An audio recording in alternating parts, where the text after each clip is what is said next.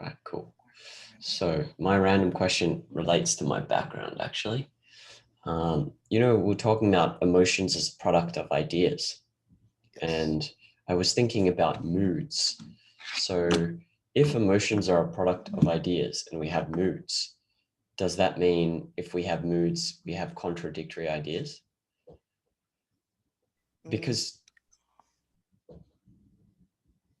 well, why do you think it might be contradictory though? I mean, pardon, sorry, an alarm just came in up. Could what you repeat? in what sense would they be contradictory though? Well, if a mood is like, let's say you've got this overall bad feeling about all of life or how things are going, and some days you just have that, and other days you don't, and like suddenly you see people in different light because of it. That's my experience of a mood. It's like it almost colors everything I see. Like suddenly, someone who I normally might enjoy spending time with, I don't want to spend time with them, or um, what else does it do? It changes how I feel about myself. It changes, suddenly all my evaluations shift a little bit if I'm in a bad mood, let's say. And so I was wondering, how does that fit into emotions are product of ideas? Because to me, it would either be your emotions are, it's saying that you're contradictory in that you're holding contradictory premises, um, or there's something else there as well. The hard part about that question is what exactly is a mood as compared to an emotion? I don't often hear it distinguished, but it is clear there's a difference. Like you're in a good mood, you're in a bad mood. It's not a Yeah. particular emotion, but it's like many emotions at once. And it's hard to what to say to interpret that. Like, why are you in generally a good or bad mood? Does that reflect on your outlook? It might to some extent reflect your outlook that day, or you might things can shift depending on maybe things you're observing in the world. But on the other hand, it might reflect some biological state and not necessarily a mental state. I think when it comes to moods, it's like what you're inclined to notice often, or a mood might be something about like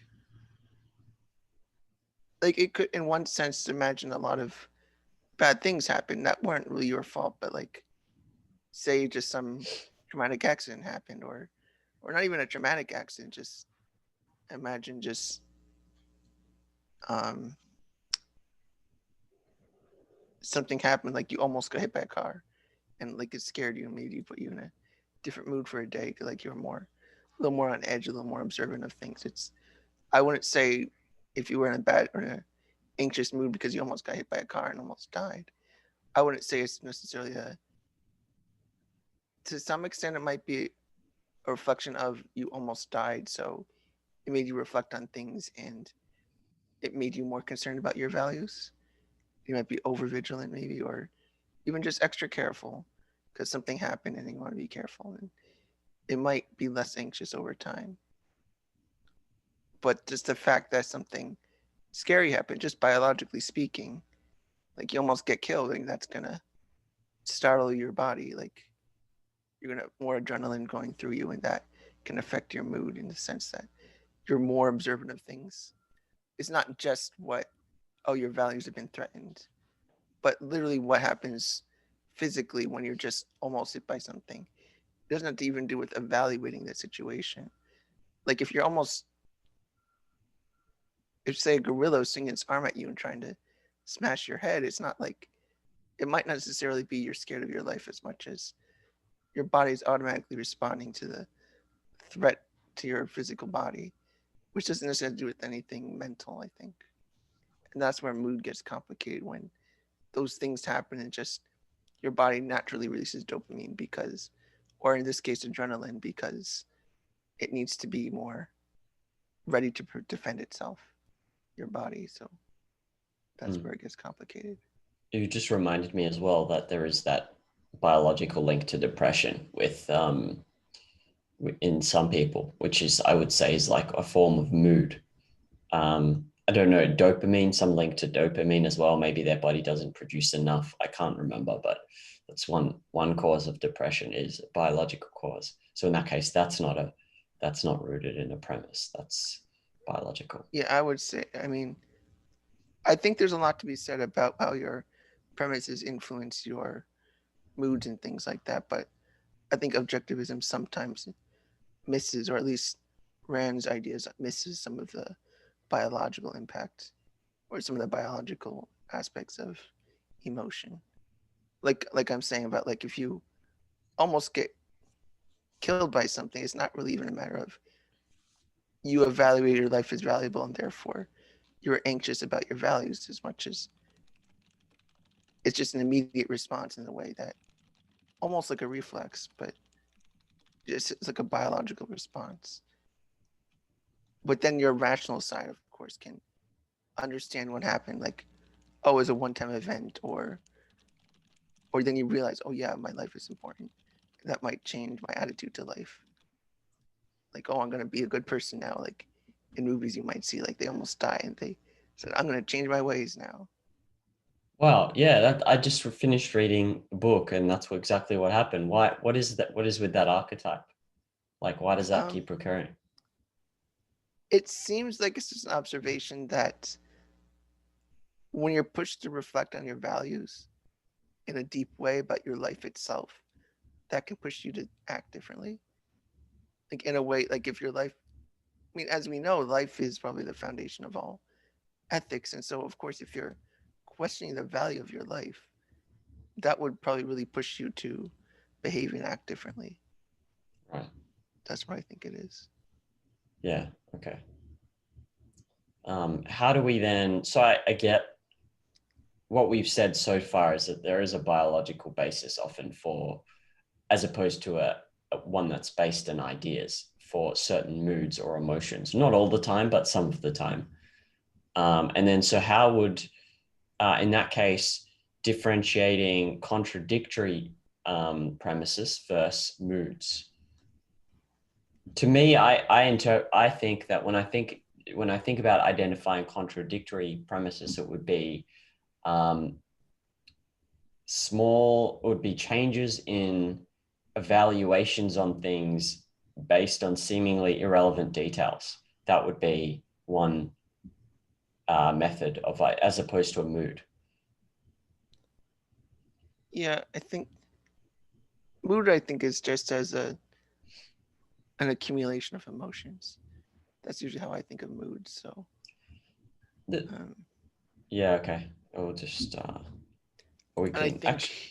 think, like you're right, like it's hard to identify things. I think first you just begin with when did you first feel this feeling? You might be able to figure out, did it begin when, say, I was almost hit by the car, or did it begin when I had an argument with my mother the week before? Like, you might assume it was the near accident, but it was actually your argument with your mother, which would probably have to do with your premises. Like, that's one way to figure things out. So the guy in my background is a Japanese poet called Matsuo Busho, something like Yeah. that.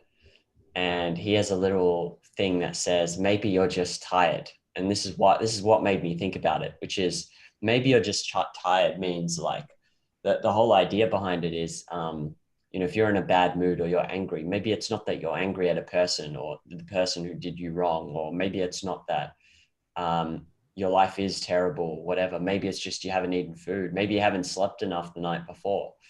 And the reason I was interested in that is because I have had the experience where if I'm sleep deprived for quite a while, like 2 days, I can definitely get into a really bad mood.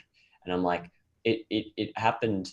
Uh, it happens in such a way that I'm like, at some point, you're like, well, this keeps happening when I'm tired specifically. No new information has been added into, like I've not got any new information that's made me have to reevaluate. And so that's why I question this mood thing being sourced only in premise. And then his statement of like, maybe you're just tired, kind of, I thought, maybe there's something there as well.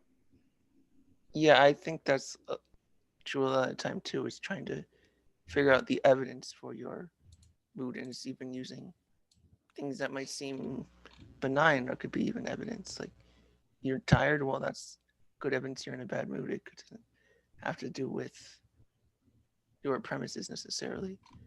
It could be related to it in the sense that when you're tired, you're less careful about being rational for whatever reason.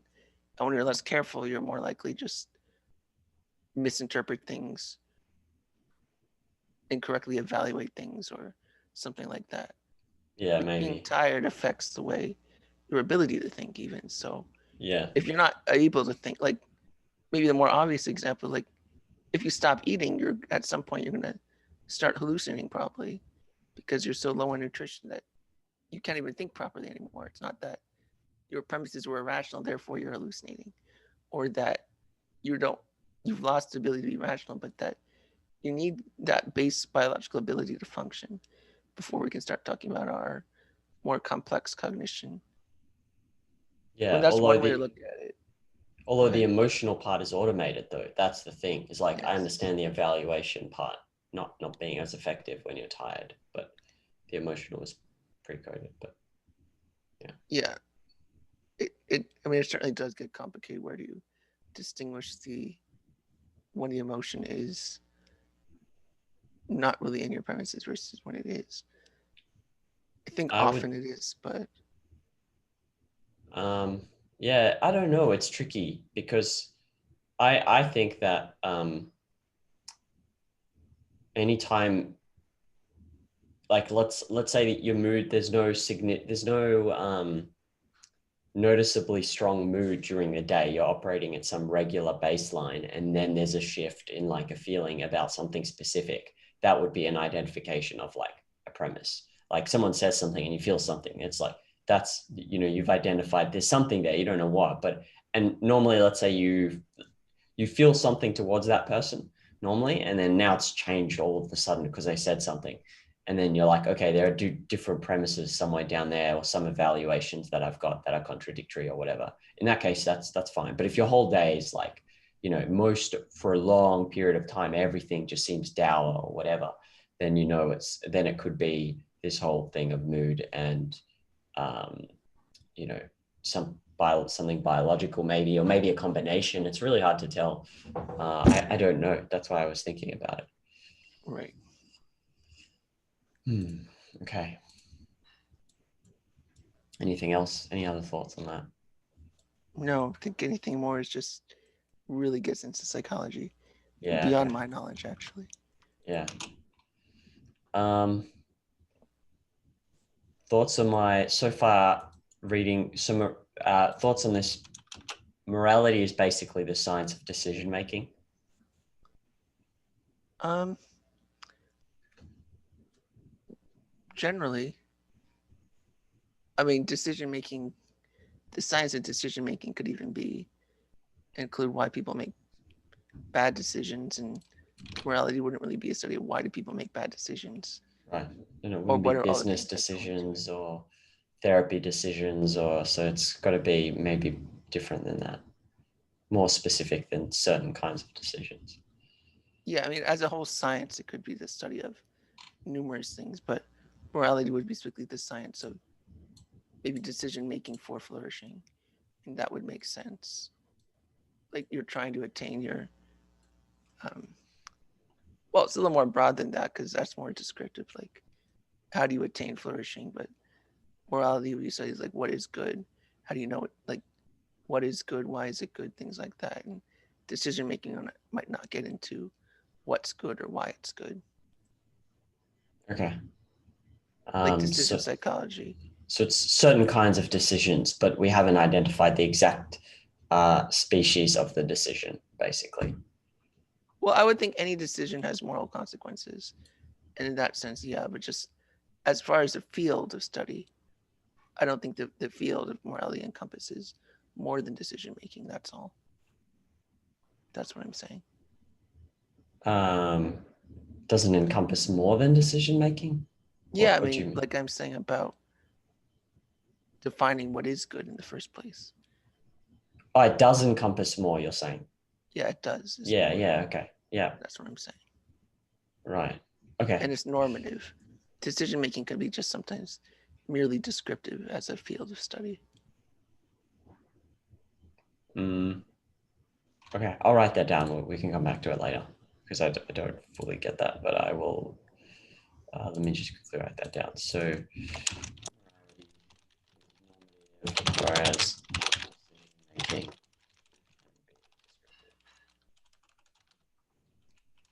Okay. All right, I'm going to share screen of this reason thing, and you've also got it. I can see you're in the document. Yeah, I am. I got both open. All right, you can click on the miscellaneous questions thing, and it'll just take you to basically where I am. And I've highlighted what I think is the,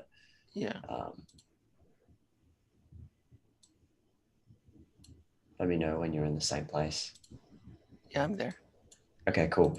So one thing I was thinking about is predictions and applying all this idea to predictions, whether it's, I don't know too much about scientific models, but models that predict something, whether the weather or something else, how does this apply in that case? I was thinking, because you've got evidence, but you don't actually, the evidence isn't, you don't reach certainty until the thing happens, if you know what I'm saying. If I predict it's going to rain tomorrow, can I say with certainty it's going to rain tomorrow, or do I need to wait until it rains before I say, okay, now I've got certainty? I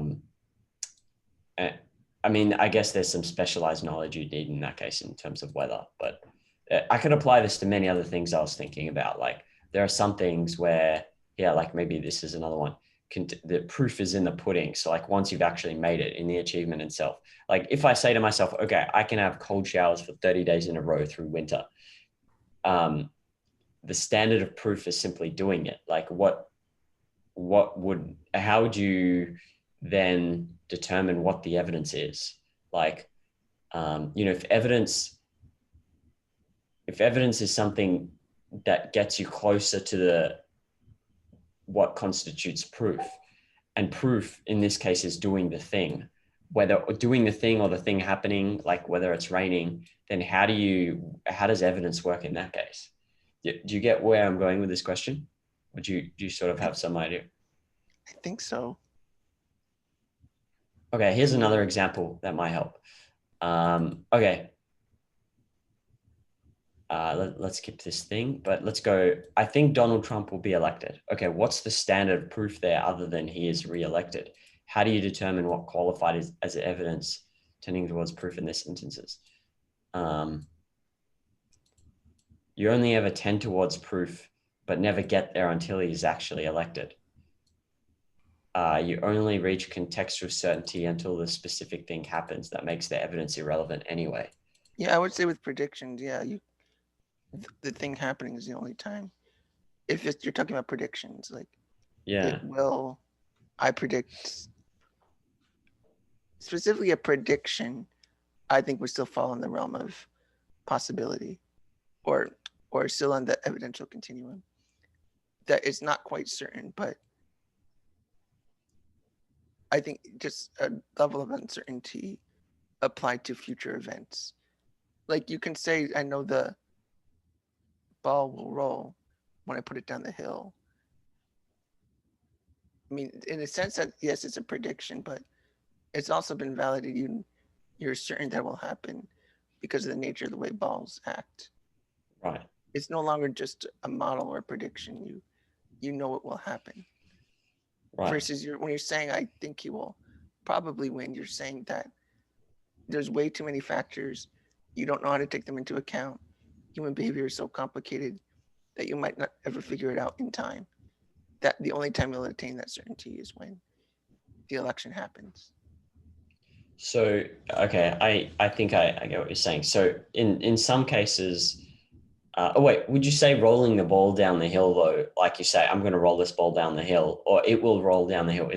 Would that be considered a prediction? I wouldn't call that a prediction per se, because you're certain with the behavior of balls, because you've seen so many, or you've made that abstraction, that generalization. You've got the concept of rolling and things like that, how it works.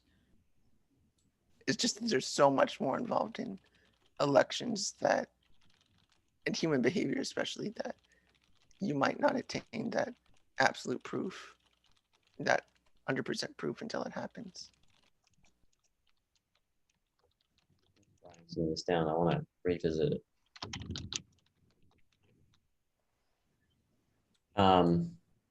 So would you say, would it be fair to say, like, in the case of a ball rolling down the hill, you are aware of all the causal factors involved, so you can say it with certainty, whereas with something like Trump, does it mean you're not aware of all the causal factors involved? Or is it because you said variables? There are so many variables.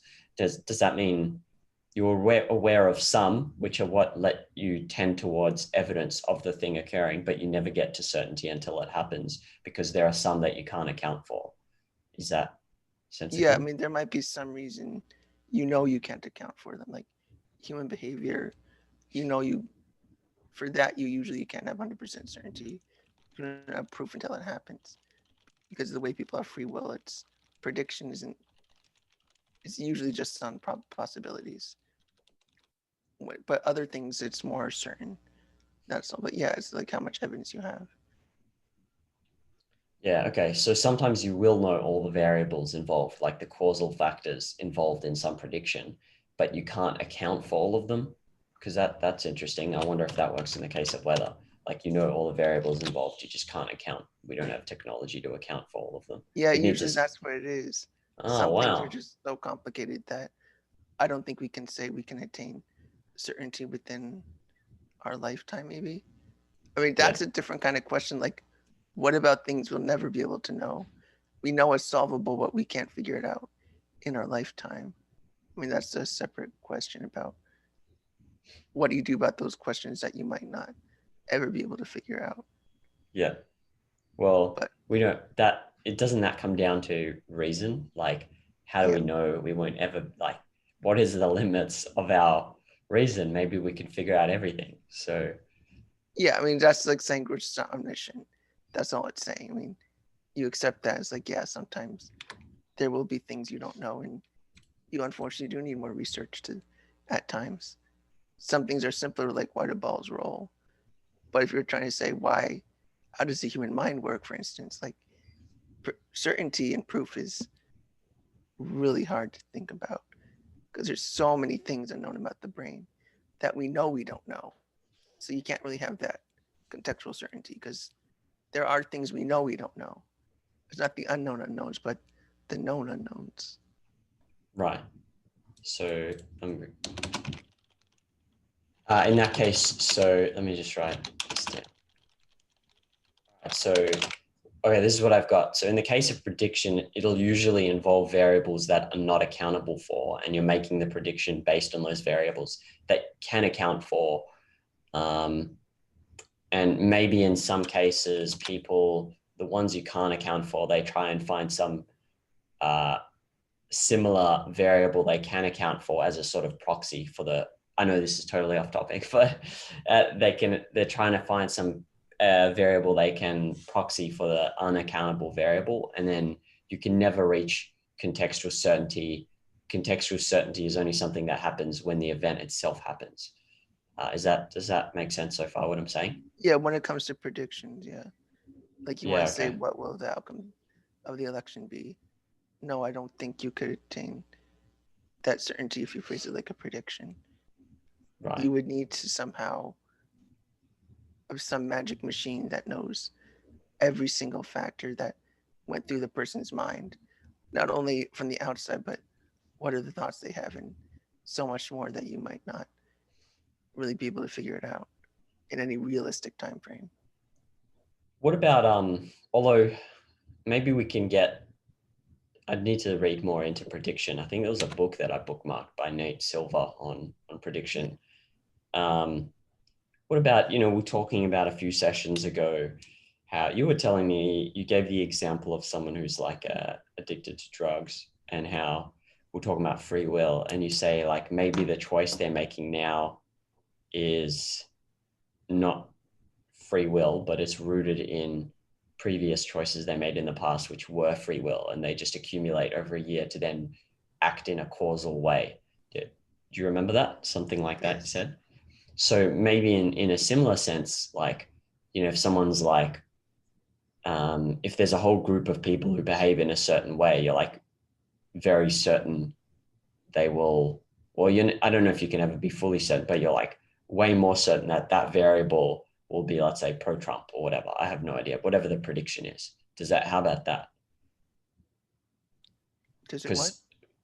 Because how about in some cases predicting, when you predict human behavior, um, can you, I'm just confused about how you statistically say with human behavior, like it's likely that this will happen, like given past behavior, like someone who is, let's say, very addicted to heroin, and you said it's all rooted in past decisions. Like, how does prediction work in that case when you're like, it's likely this person will continue to take heroin or not take heroin? Like,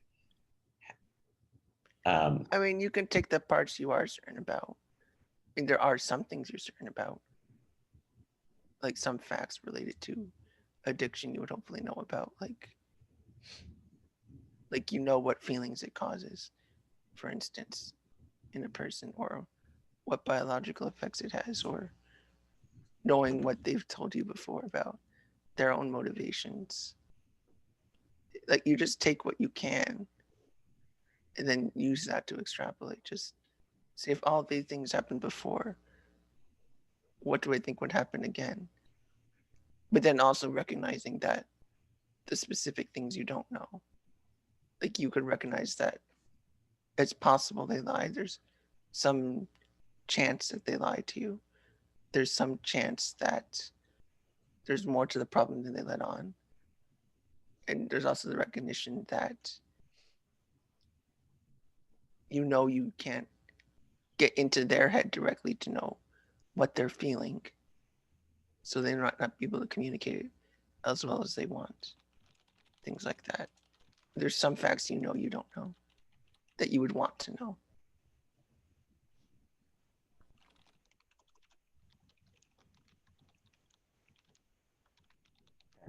so you said, are we still talking about the addict? Because that's a simple extreme Yeah. example.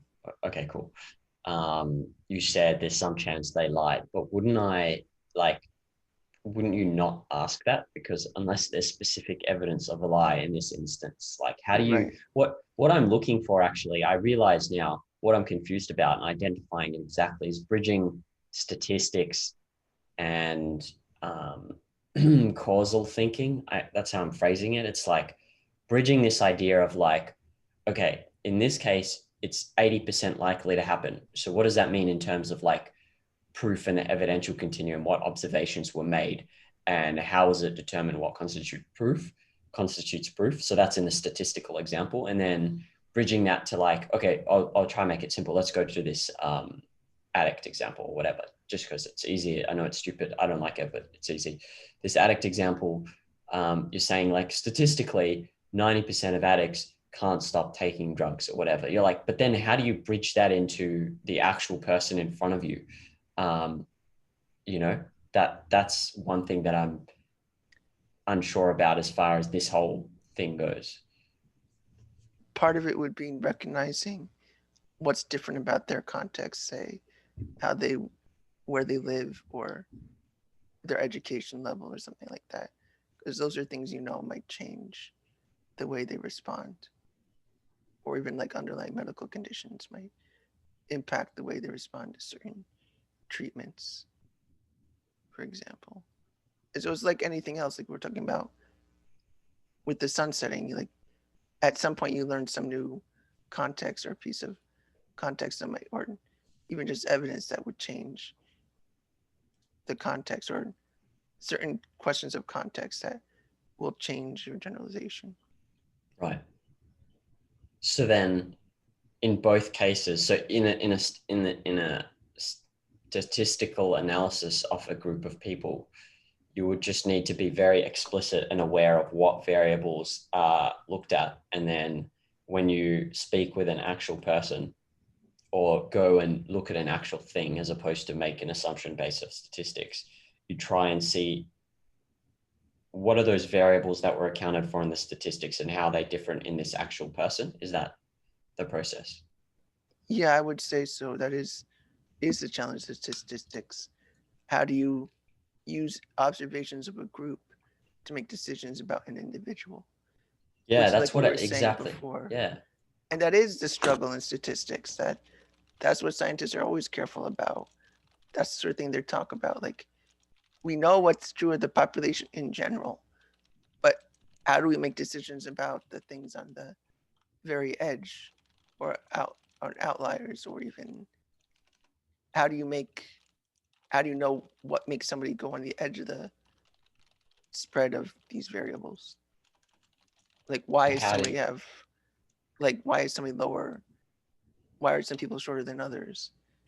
Like we know in general what the general height is of people, but it doesn't really explain why an individual is shorter than the rest. Things like that.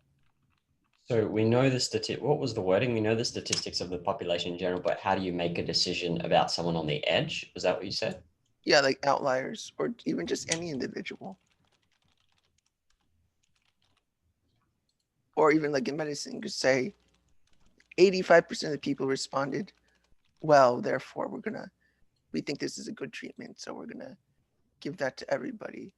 Because statistically it's probably the best chance that it'll be worth the time. But what about those other 15% of the people?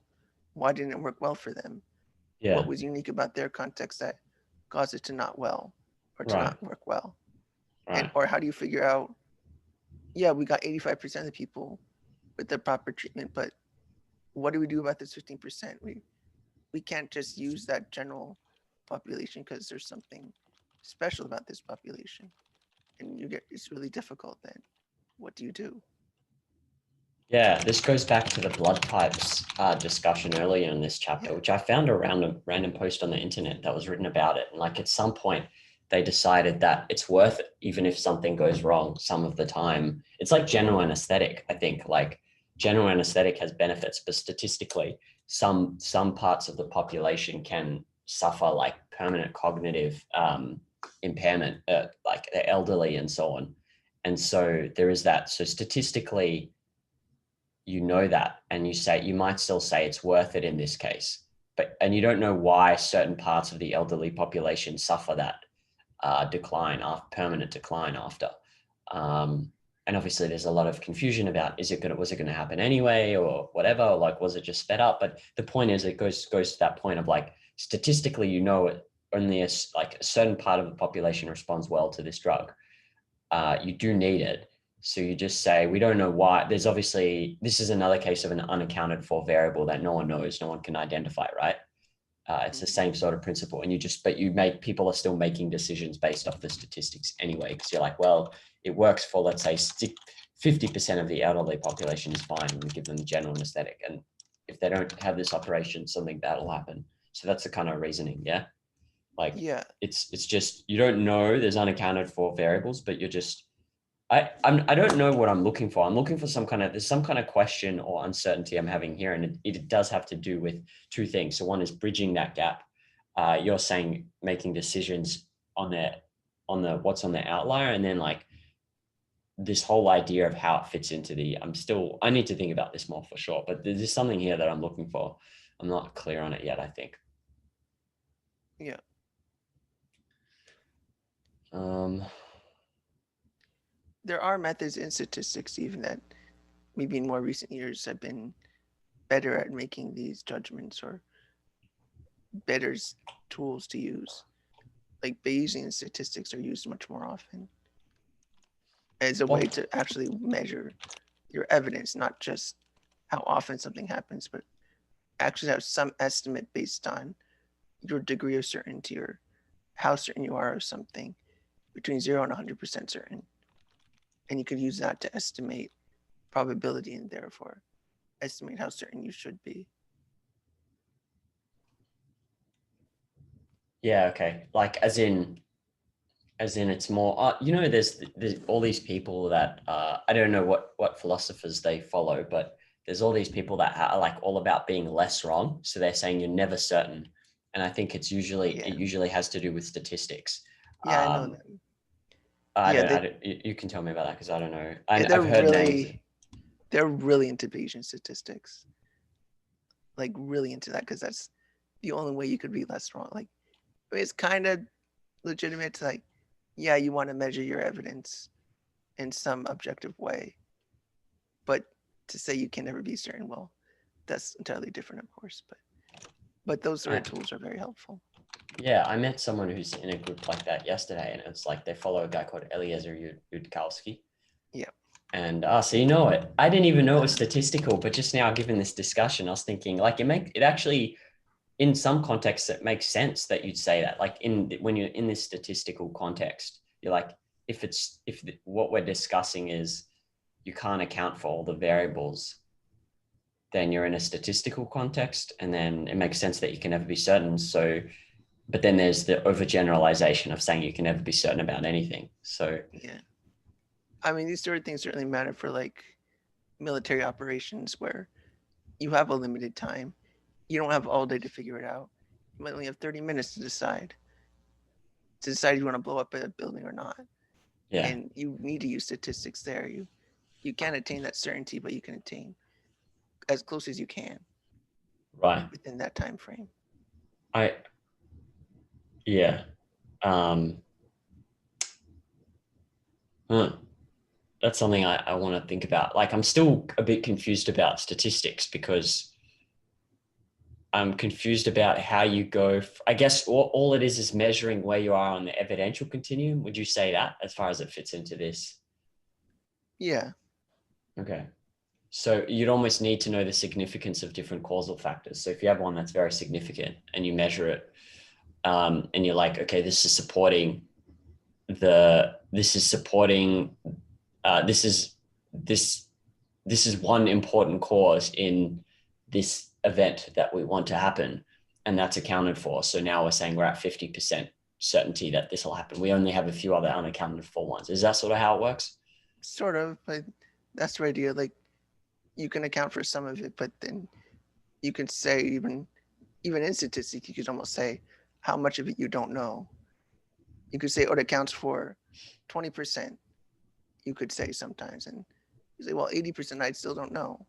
So I Right. mean, you could say, I think 20% is pretty good in terms of statistics. Like if it captures 20% of something, it's like, that's pretty good evidence that this is Oh, relevant. But then really? also, there's more.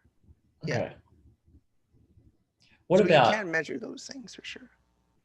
okay, so from what I got so far, statistics is used when you can't account for all variables, and that's the only thing. And if you can, then you don't use statistics. Like if I want to, for instance, what's a really silly example I can think of?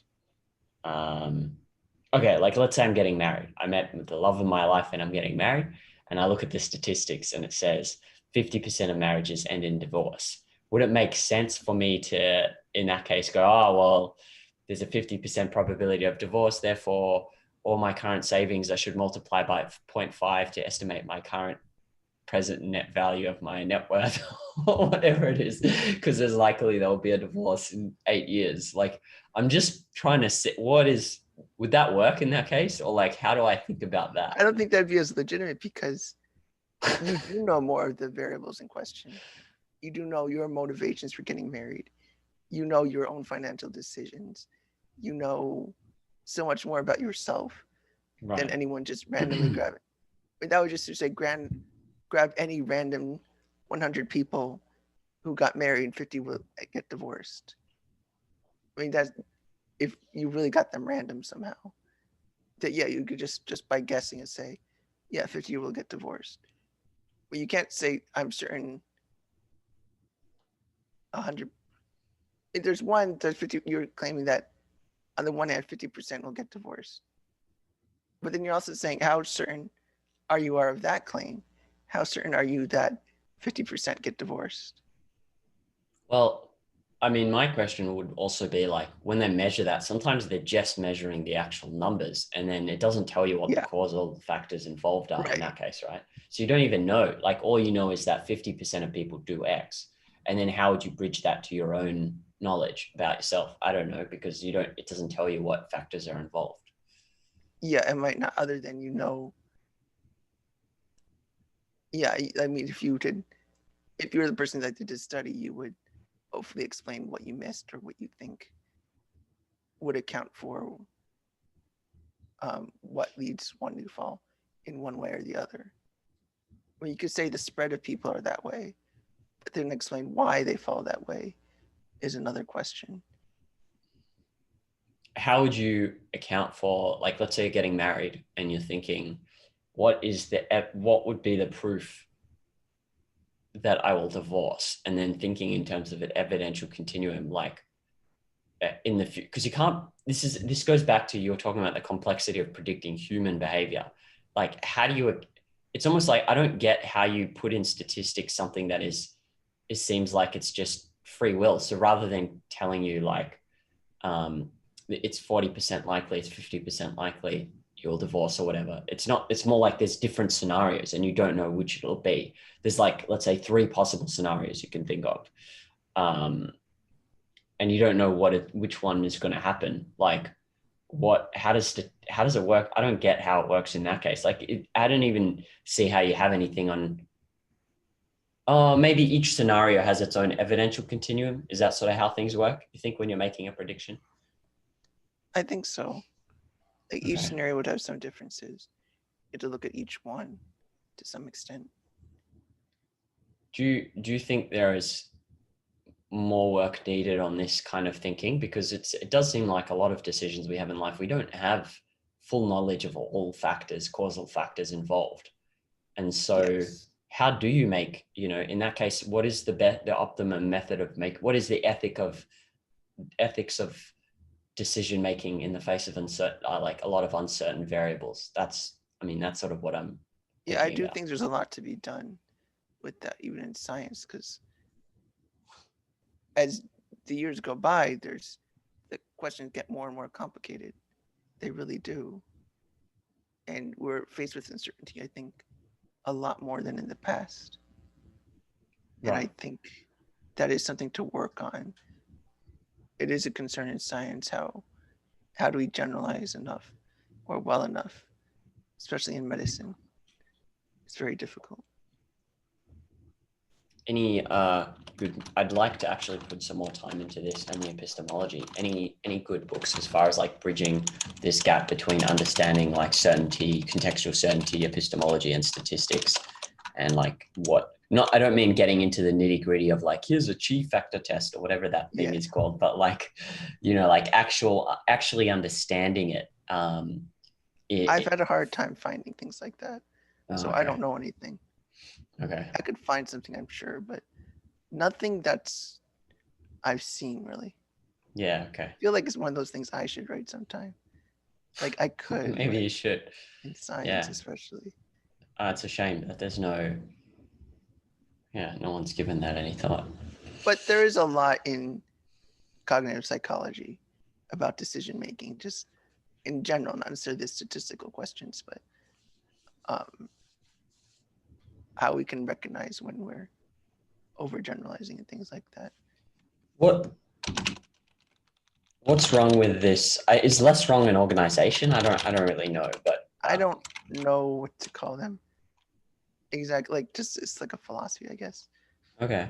But But that's I've, yeah. Go on. I I'm think they listening. call them like the rational community or something, or they call themselves rationalists. Maybe Yeah, I don't yeah, really know yeah. what I term they heard that use. was description as well. He wrote one of the guys that I met yesterday. He was reading Harry Potter and the Methods of Rationalism or something like that. Yes, I know that one. I know all this stuff. I don't know about it, so but it's interesting. But do you think though that maybe they have a lot of value?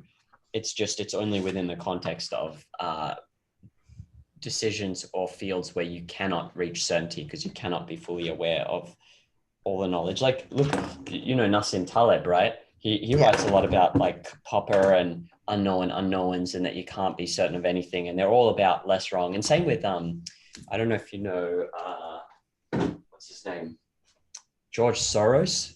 Is a very wealthy hedge fund manager, made billions, and he was very influenced by Karl Popper.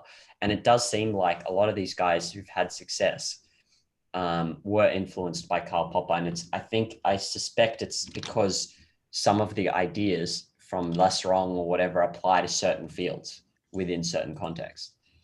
yeah. I think Less Wrong came from more like around 2003, maybe, or something like that, Okay. with Eliza Yudkowsky.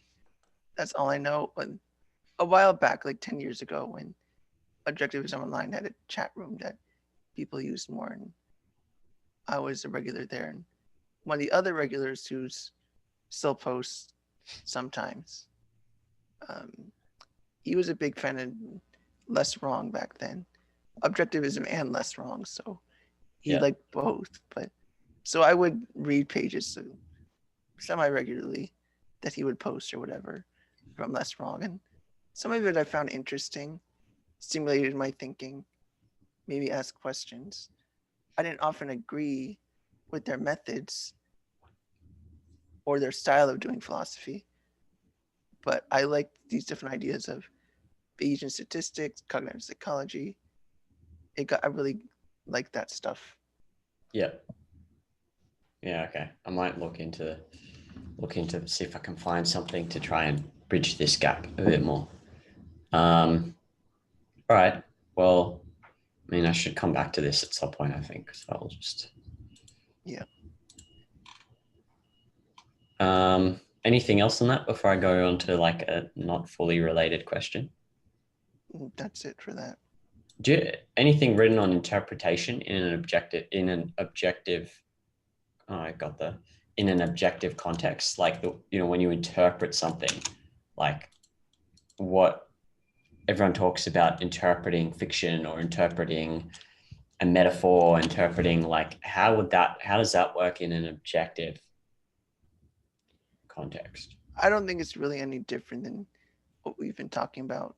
Just asking what's the evidence and wait, how to interpret. Well, I mean that's just how to determine what's relevant evidence and whatnot, which I think just comes down to what's your expertise in that field to know what to look for, what to look Okay. at, what's relevant. Okay. I mean, you don't want to think of like there's interpretations like I could have this one weird way of looking at it. I mean, we're just saying interpretation would just be interpretations you want to think about are what's the evidence and what are the facts? Why should you think this way? Not just never using intuition or just things like that, just trying to come up with reasons and evidence for your claims. Okay.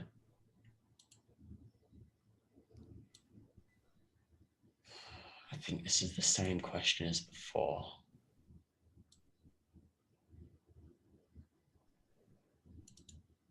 Yeah, I mean, I guess this applies to even like this. Let's say when will I succeed at X? X being, what constitutes evidence that I would succeed at X? X being a specific business venture, for example.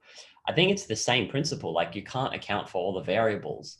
And so this approach of less wrong or whatever, I don't know, that stuff like, Popper or whoever's developed ideas that are there for making decisions in the face of a lot of uncertain variables would apply, because you can't you can't, like, a lot of things in life are like this. You don't know what'll work and what will not work. And if you're approaching things rationalistically, which I used to, like that's a big failure. Yeah. Sometimes I think sometimes you say, if I ask, what's the evidence that I can succeed at a PhD program?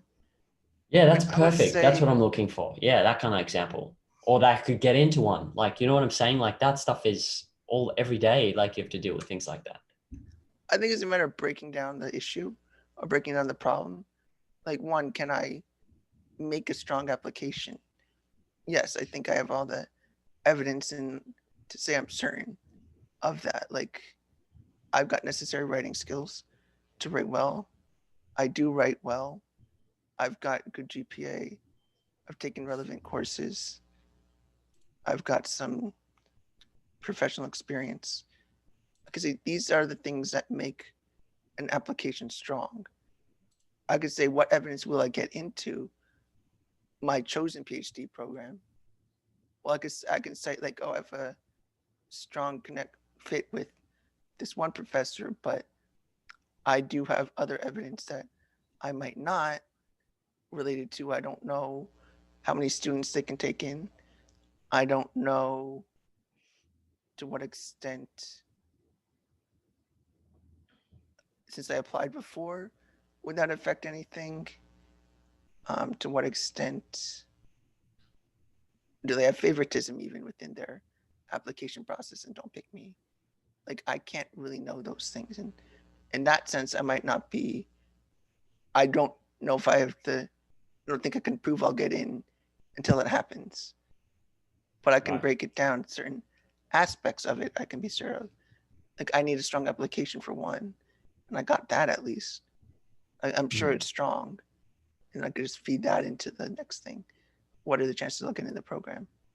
Which is the next step in figuring out whether I'll get in. Yeah, okay. So that's a breakdown of, and then you've got specific measuring techniques like how good is my writing? Well, I've got this feedback and that feedback from this person who's involved in that institution that qualifies as a good estimate of my writing. And you can, I guess, you can estimate the quality of your writing yourself based on comparing yourself. So you've got all these measuring techniques. Um, Yeah, Another example I could think of is like, um, you know, let's say you see someone at a party and you're like, okay, I want to go speak to that person, and you're like, what are the chances of being rejected? Like, not that you, but in that case, now that when you think about something like that, it's almost irrelevant. What are the chances of being rejected? Like, they don't matter. But still thinking about being able to frame everything properly, like knowing when statistics matter and when they don't too. Because in that case, you could try break it down for like, oh, well, people are capable of rejection, blah, blah, blah, and go into all this complicated thinking. Or you could just say, well, it's irrelevant, like whether they reject me or not. The point is you start a conversation and you see what happens. And then so kind of being like able to, what kind of like what we said about capacity before. Like yeah, anybody has a capacity to reject you. Like right. they all have the capacity, but then you go, doesn't mean this individual will. And how do you break down the individual context here? You don't know. Like, there's variables you can't account for, Yes, especially that the nature of their soul is the biggest one, the mood, right, whether or not they're drunk. There's like, but it's right. irrelevant. Like that's, and so it's also important to know, I guess, work out like in what contexts does it make sense to make a decision based off statistics, and what context do you not, regardless. And like thinking about that in terms of your own values, like, maybe in terms of applying for a PhD, it's irrelevant what you think you're like I think Elon Musk even said something like sometimes you just have to go for the thing that you think has like no probability of happening because it means so much to you. There's that kind of thinking too, right? Um, Yes, I think so. That's usually my way of thinking about things too. yeah. So but being able to like conceptualize all of that, I think is important, Yes. because then you can, perhaps Elon Musk is operating in a way that could benefit me, but because I've not conceptualized it, I'm operating on some old school, not old school, but I'm operating on a way more primitive, less productive, less joyful way, less automated in some sense, like my decision making process, my process of thinking about whether I should do something or not. But I don't know if philosophy is going to, well, philosophy is going to cover that from the aspect of like, well, it should, shouldn't it? Like, how do you make decisions? Basically, that's morality, and like what things should you account for on some basic level. Like, I guess it should help you with that. Yeah, or at least philosophy can help you navigate what to look for and what to Yeah. dive into further if you want to. Like you Yes. might decide, oh, one day you need to learn about, say, you need to learn something about machine learning that you didn't need to know before. And like, um, where am I going with this? I don't remember where I'm going with that. But yeah, you're at some point you might realize, well, I should know more about this, and you just study it more. But you can navigate these questions, I think, is what counts about philosophy. Right. Um, Something else I was thinking about related to morality and decision making and this whole thing is like, I think a lot of people, like if I think about certain people, like I think of a friend who's, I'll just stop the recording.